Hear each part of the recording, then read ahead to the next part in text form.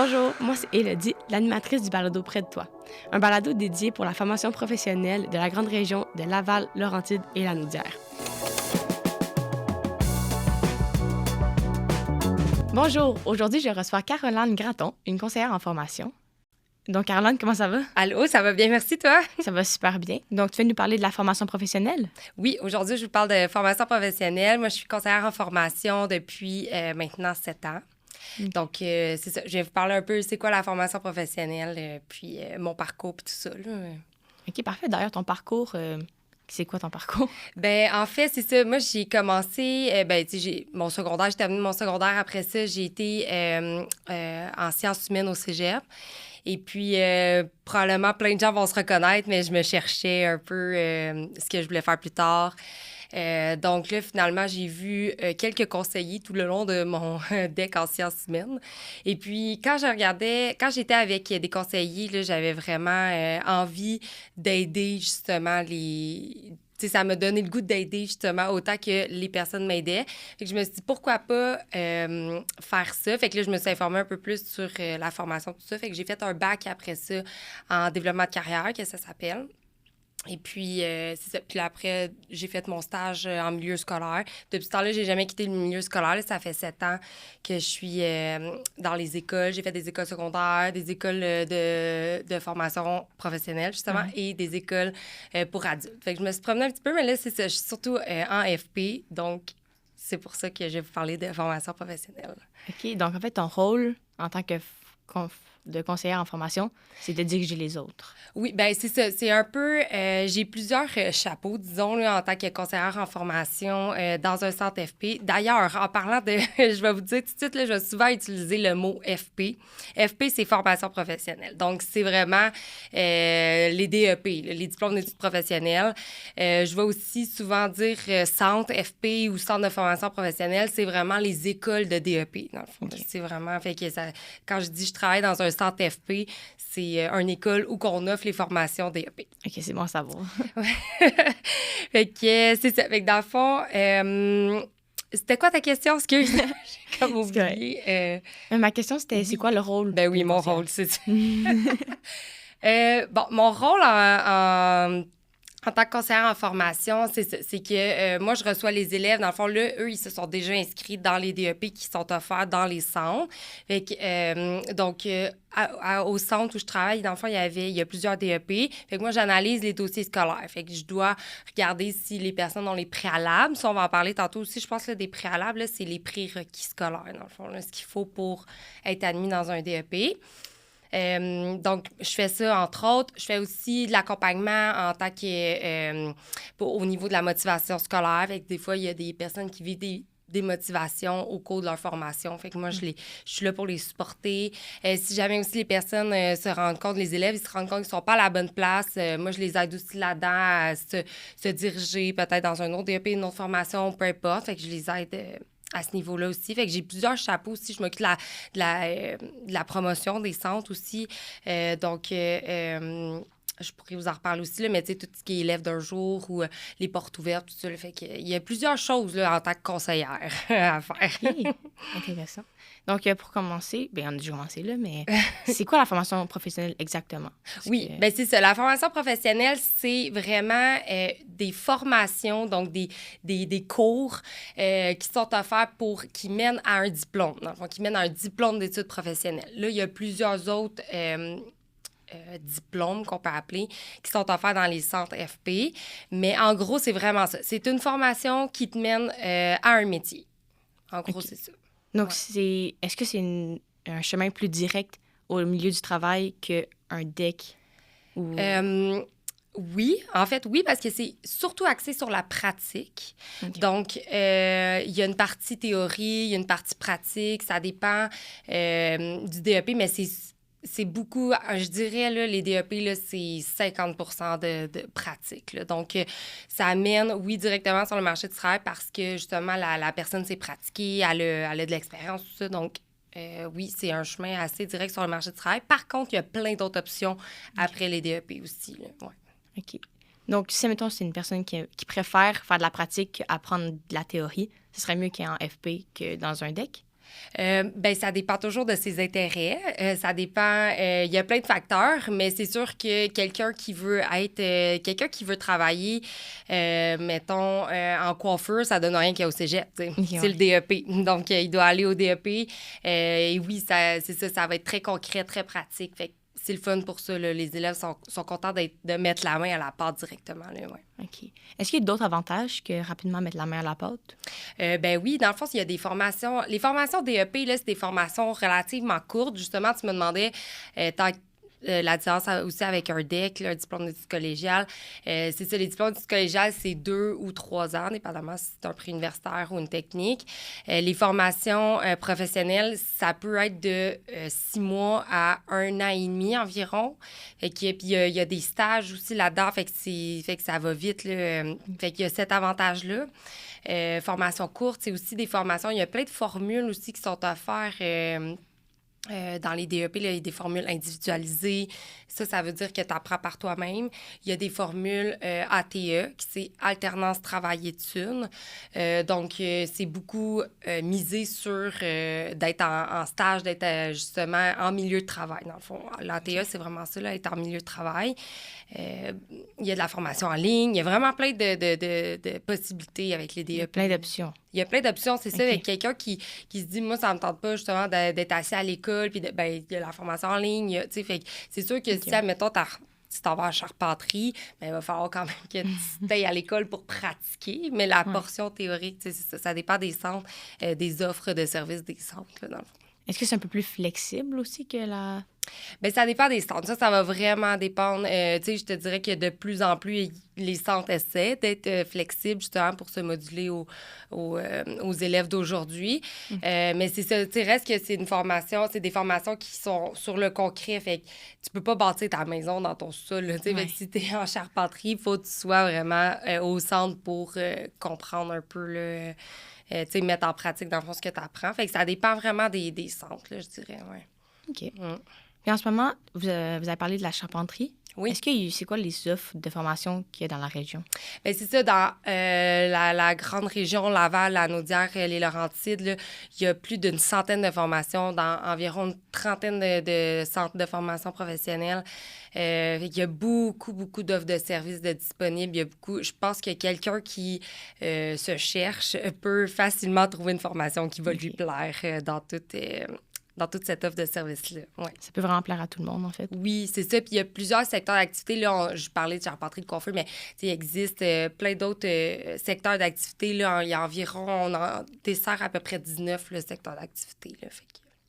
D'accord. Et ça coûte combien environ une formation professionnelle? Oui, bien, les coûts, c'est vraiment différent d'un DEP à un autre, mais généralement, c'est pas dispendieux, ça va être dans les centaines de dollars. Ça va dépendre surtout de l'équipement, c'est-à-dire que, tu sais, par exemple, si tu es en mécanique, bien, c'est sûr qu'ils vont te prêter des outils, mais éventuellement, il va falloir que tu achètes tes outils et tout ça. Il va y avoir des uniformes, alors que si tu es, par exemple, en secrétariat, ben, c'est moins, il n'y a pas d'uniforme. Fait que ça dépend vraiment du matériel scolaire nécessaire, mais sinon, généralement, c'est dans les centaines de dollars. Puis il y a beaucoup de formations aussi qui sont rémunérées. Fait que ça, c'est intéressant. Là, soit par... Ben, ça dépend... en fait, ce que je veux dire, c'est qu'il y a certaines formations qui sont en partenariat avec des entreprises. Donc, les entreprises payent les étudiants, mais ça, c'est propre à chaque centre. Là, c'est ça, chaque formation, ils vont avoir des partenariats différents avec différentes entreprises. Fait que ça, c'est à vérifier. Mais ça fait que ça peut être intéressant aussi. Quelqu'un qui veut s'aller en formation professionnelle, il peut être rémunéré. Puis il peut aussi acquérir de l'expérience aussi, je pense. Ben oui, parce que c'est ça, il y a plein de stages. Ben il y a plein de stages. En fait, il y a minimum un stage par DEP. Donc, quelqu'un qui va en formation professionnelle, il va aller dans son DEP, là, puis il va avoir beaucoup de... Par exemple, je vais te donner un exemple. Okay? En assistance à la personne en établissement et à domicile, c'est un long titre, mais c'est pour le DEP de préposé aux bénéficiaires. Okay? Il y a Il y a 3 stages, donc un en milieu CHSLD, un à domicile et un en milieu hospitalier. Puis ça arrive quand même tôt dans la formation. Fait que dès le départ, tu vois un peu directement le milieu, là, comment ça fonctionne, tout ça. Fait que tu te dis, « Ah non, mon Dieu, moi, c'est pas pour moi, ça, finalement, aller aider mon prochain. » Ben, tu sais, ça peut te donner une idée rapidement, là. Les stages sont là, c'est ça, quand même assez tôt, dépendamment du DEP encore là, mais sont assez tôt dans la formation, des fois, pour se faire une idée si tu aimes ça ou pas. Puis c'est ça, c'est super concret, là. Il y a plein de... Dans toutes les DEP, il va y avoir plusieurs milieux qui est possible d'aller expérimenter. Fait que c'est intéressant aussi. Ça acquiert de l'expérience, justement, comme tu disais. Comment on fait pour choisir la bonne formation? Parce qu'il y a tellement d'options, comme vous avez mentionné plus tôt. Donc, comment on fait pour vraiment choisir la bonne? Bien, il y a plusieurs options. Dans le fond, les centres de formation professionnelle, là, les écoles, ils offrent les élèves d'un jour qu'on appelle. Je sais pas si il y en a qui ont déjà entendu ça, là, mais c'est élève d'un jour, c'est dans le fond, tu t'inscris à ça, puis tu vas vraiment une journée, un avant-midi ou un après-midi ou toute la journée, dépendamment de la formule, au centre. Et puis, tu vas aller t'asseoir dans la classe là, du DEP que tu as choisi. Puis, ils vont te faire vraiment quelque chose de concret là, qui va te montrer qu'est-ce que tu vas apprendre dans ton DEP. Ils vont t'expliquer justement la théorie un peu, c'est ça que tu vas voir. La pratique, c'est ça. Puis ils font vraiment faire des choses là, directement aux élèves. Fait que c'est intéressant. Ça donne une très bonne idée. Là. Moi, justement, j'ai vu plein d'élèves parce que justement, je m'occupe des élèves d'un jour. Fait que je n'ai vu autant tout de suite après la formation aller s'inscrire, dire oui, moi, ça m'a vraiment intéressé. C'est sûr, je m'inscris au DEP. Puis d'autres faire comme, hey, que c'est pas ce que je pensais. Fait que finalement, je vais explorer autre chose. Fait que, bref, ça pour dire qu'il y a élèves d'un jour qui vient vraiment concrétiser le choix. Il y a aussi comme les cégeps, là, il y a tout le temps des portes ouvertes. Il y a des soirées carrières aussi qui existent. Fait que ça, dans les centres, pas dans les centres, excuse-moi, mais dans les réseaux sociaux des centres ou sur les sites directement, il y a moyen d'aller voir là, les portes ouvertes, tout ça. À part ça, qu'est-ce qu'il y a d'autre? Je pense que c'est pas mal ça. Quand même, il y a... C'est quand même des bonnes... Ouais. des bonnes options, là. Des soirées carrières, c'est ça, des journées portes ouvertes, élèves d'un jour, ouais. Ça permet d'un peu essayer tout. C'est ça, parce qu'il y en a des élèves là, qui y arrivent, sont comme, ben moi, je m'inscris, je veux faire élève d'un jour, tel programme. Fait que, tu sais, ils visitent tout, là. Fait que tant mieux. Si tu as plusieurs options, tu peux choisir laquelle tu préfères. Exact, c'est ça. Puis ça leur permet de venir à l'école, de voir ça a l'air de quoi à l'école, justement, est-ce qu'ils se sentent bien, tu sais, tout ça. Fait que c'est super intéressant pour ça, élève d'un jour, ouais. Est-ce qu'il y aurait un âge minimum pour élève d'un jour? Donc, en même temps, un secondaire 3, aimerait savoir comme... Il n'y a pas d'âge pour explorer. Okay. Non, parce qu'il y a des DEP qui demandent du secondaire 3, dans le fond, comme préalable. Là. Tantôt, quand on parlait de préalable, là, les prérequis, dans le fond, les matières qu'il faut pour être admis à un DEP. Il y a certains DEP qui demandent justement du secondaire 3, c'est-à-dire en français, anglais, maths. Là, c'est important de dire là, pour les préalables... dans le fond, c'est ça. Généralement, les DEP, ce qu'ils demandent pour être admis, c'est ça. C'est soit du français, anglais, maths de 3 ou de 4. Mais c'est important de se référer à un conseiller, honnêtement, parce que il y a tellement d'autres options pour entrer dans les DEP. Vraiment, là, je pourrais en nommer plein d'autres, mais je veux pas vous perdre là, dans tous les termes, tout ça. Mais c'est important de vraiment consulter un conseiller pour... savoir si justement la personne possède les préalables ou pas, puis sinon, comment aller chercher rapidement les préalables pour rentrer dans la formation, tout ça. Fait que, pour revenir à ta question, oui, c'est possible de faire élève d'un jour en secondaire 3. Vraiment, il n'y a pas d'âge pour commencer à explorer, je pense. Là. Fait que oui, tout à fait. Puis autant, il y a une clientèle aussi plus vieille. Il y en a plus vieux aussi qui veulent se réorienter, qui viennent en tant qu'élève d'un jour. Fait que plus jeune, plus vieux, peu importe. D'accord. Et pour s'inscrire, comment ça se fait? Est-ce que c'est simple? C'est super simple. Dans le fond, les processus d'admission en formation professionnelle, comment ça fonctionne, c'est que c'est sur admissionfp.com. Pour l'admission au DEP, c'est par admission FP. Et généralement, comment ça fonctionne, c'est premier arrivé, premier servi. Donc, OK. quelqu'un qui voit un groupe, mettons, je veux m'inscrire justement en usinage pour le 26 août, ben, je clique sur le groupe puis je peux m'inscrire. Il y a d'autres DEP, par contre, qui vont demander des tests de sélection ou il y a, par exemple, c'est pour devenir pompier, il va y avoir certains tests de sélection. Il y a certains aussi programmes qui vont demander par exemple, le DEP de transport par camion va demander un permis de conduire valide. T'sais. Fait qu'il y a comme certains critères, des fois, qui peuvent être propres au DEP. Mais sinon, c'est pour ça que je dis que c'est important de consulter un conseiller pour voir justement si la personne est admissible à la formation. Mais c'est ça. Sinon, c'est par admission FP.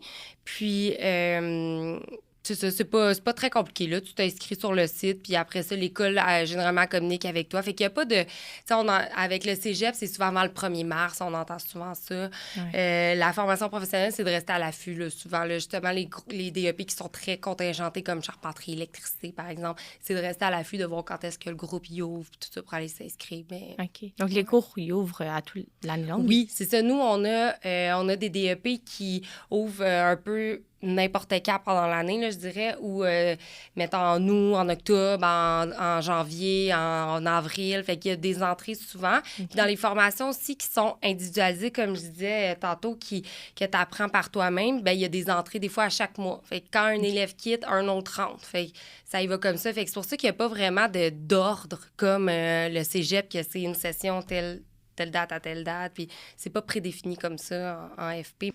Et admettons qu'un élève essaye une formation professionnelle et n'aime pas au milieu de son parcours. Est-ce qu'il peut arrêter? Est-ce qu'il doit payer des frais? En fait, les frais sont au début, donc ils payent les frais d'admission au départ. Mais oui, bien sûr que justement, là, c'est surtout là que j'entre aussi en ligne de compte là, pour aller aider l'élève pour voir, OK, bien, tu sais, c'est correct qu'il n'aime pas son DEP. Il peut l'abandonner. T'sais, on ne va jamais forcer un élève à rester s'il n'est pas bien, là, parce que ça va créer de l'absentéisme et tout ça. Bref, c'est pas ça qu'on veut. Mais c'est vraiment là que moi, justement, je vais être là pour aider l'élève. OK, bien, qu'est-ce que tu n'aimes pas? Qu'est-ce que tu aimerais? Qu'est-ce qui te rejoint le plus? Qu'est-ce que tu n'as pas aimé dans le DEP? T'sais, puis vraiment voir les autres options. Des fois, il y en a qui peuvent juste dire, ben moi, j'ai juste envie de retourner sur le marché du travail pour l'instant. Ben parfait, c'est correct, mais sinon, je vais être là pour leur diriger ou le référer, sinon. Là.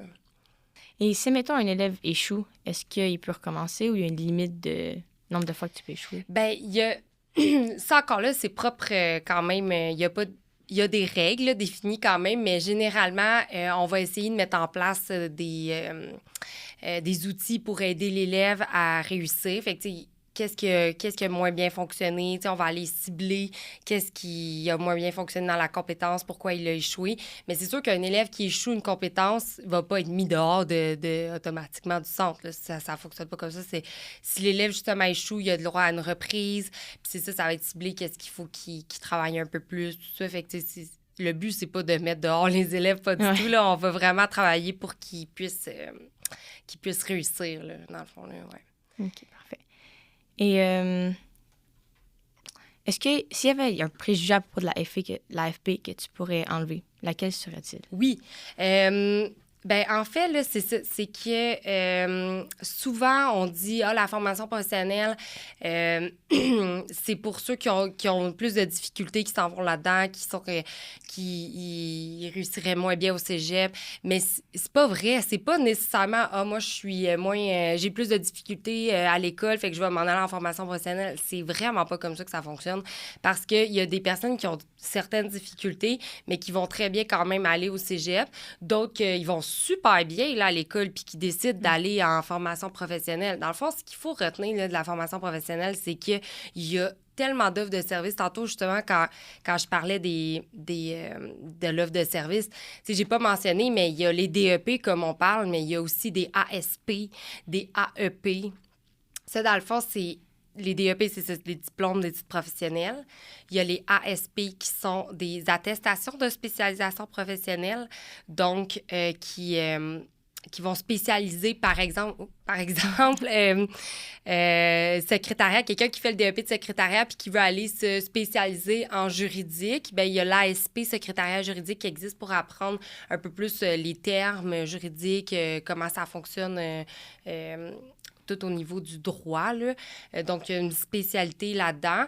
Fait que c'est ça. Ça pour dire que les attestations de spécialisation professionnelle, il y a aussi les AEP, les attestations d'études professionnelles qui sont des mini-formations, mettons, issues des DEP. Bref, ça pour dire qu'il y a plein d'offres de services. Donc, c'est pas vrai que quelqu'un qui éprouve des difficultés va être obligé de s'en aller vers ça.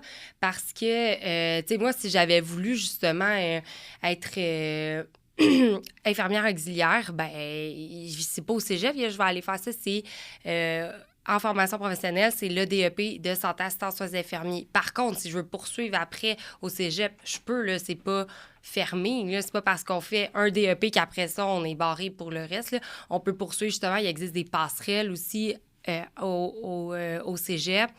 Fait que c'est ça, si quelqu'un veut être, peu importe, tu sais, si c'est offert au DEP, ben c'est là qu'il va aller. Ça ne donne rien d'aller suivre de la formation collégiale si c'est pas ça qu'il souhaite faire. Là, fait que ça dépend vraiment de ce que la personne veut faire. Oui, exactement, c'est ça. Puis ce qui est le fun aussi avec la AFP, c'est que il y en a beaucoup aussi qui peuvent devenir entrepreneurs avec des DEP. Là, c'est ça. Il y a beaucoup de possibilités, même après. C'est pas parce que tu fais une formation qu'après ça, c'est juste ça que tu vas faire. Il y a plein d'options. Là. Surtout, justement, en formation professionnelle, tout le domaine de la construction, tu peux devenir entrepreneur avec quand même tes cartes. Il faut obtenir tes cartes, tout ça. Là. Mais bref, c'est ça. Fait qu'il y a ça. Même, justement, tantôt, je parlais encore de, mettons, le DEP d'esthétique ou de coiffeuse. Tu veux ouvrir ton propre salon. Après ça, tu peux. Fait qu'il y a plein de métiers en formation professionnelle qui te permet après ça d'être entrepreneur. Fait que ça, c'est super intéressant. Les jeunes aussi peuvent trouver ça intéressant, ou même les plus vieux, là, je dis les jeunes, mais tu sais. Fait que c'est intéressant, là, toute l'offre. Là. Donc, ça peut mener à d'autres choses aussi. Ben oui, c'est ça. C'est pas parce que tu fais une formation dans tel domaine que tu vas absolument finir là-dedans. C'est comme... C'est comme n'importe quelle formation. Là, je parle de FP, mais même au cégep ou à l'université, il y a tellement de possibilités. Mais c'est ça, en formation professionnelle, surtout, il y a beaucoup d'options là, après la formation. Puis c'est ça, c'est juste que c'est important de valider justement les préalables d'abord. Après ça, si tu veux poursuivre au cégep, tout ça, là, c'est important de valider les préalables scolaires. Là, mais... OK. C'est vraiment intéressant. Merci. Donc, pour finir, est-ce que tu as une dernière information à dire ou même un conseil pour les futurs étudiants en FP? En fait, c'est ça, de ne pas se gêner à s'informer. On est vraiment là pour aider les jeunes, donc soutenir, accompagner. Il y a des services aussi d'accompagnement qui existent dans tous les centres d'éducation aux adultes. Ça s'appelle le SARCA, service d'accompagnement. Fait que ça sert justement à aider les personnes qui viennent, qui ont besoin de ressources, tout ça. Fait que c'est de ne pas se gêner à venir, dans le fond, parce qu'il y a de l'aide chercher. Oui, c'est ça. Il y a plein d'aides disponibles. Là, fait que c'est vraiment d'aller demander puis de ne pas se gêner, je pense. Ouais. OK, merci beaucoup. J'en ai vraiment beaucoup appris sur la FP. Ah oui. Super, tant mieux, je suis contente.